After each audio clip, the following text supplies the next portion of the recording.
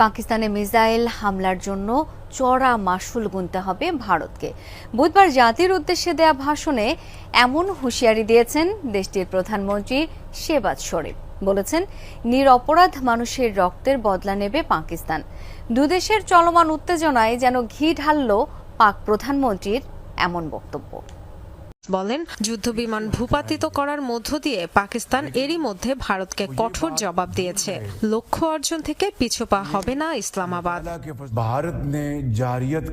ভারত চরম একটি ভুল করেছে এবং এর মাশুল দিতে হবে। তারা ভেবেছে আমরা পিছিয়ে যাব, কিন্তু তারা ভুলে গেছে আল্লাহর রহমতে আমরা সাহসী জাতি, নিজেদের লক্ষ্যে অটল।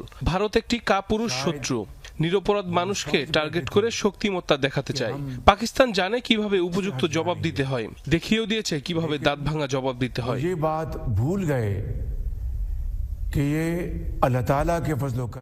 এর আগে পাকিস্তানের পার্লামেন্টেও কথা বলেন তিনি। জানান, উপযুক্ত সময় ও স্থানে যথাযথ পন্থায় জবাব দেয়া হবে ভারতকে। নিজ দেশের সেনাবাহিনীর ব্যাপক প্রশংসাও করেন প্রধানমন্ত্রী। বলেন, ভারত সর্বোচ্চ শক্তি নিয়ে হামলা চালালেও ঠেকিয়ে দিয়েছে সেনারা। আমাদের বাহিনী 24 ঘন্টায় প্রস্তুত ছিল। যখনই শত্রুপক্ষের বিমান হানা দিয়েছে, তাদের সাগরে ছুঁড়ে ফেলেছে।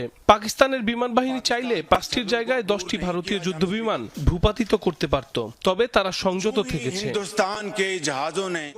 নিজেদের নিরাপত্তার স্বার্থে দেশের জনগণ ও সেনাদের ঐক্যবদ্ধ থাকার আহ্বান জানান শেহবাজ শরীফ। Dorothy Tasrin, Jamuna news.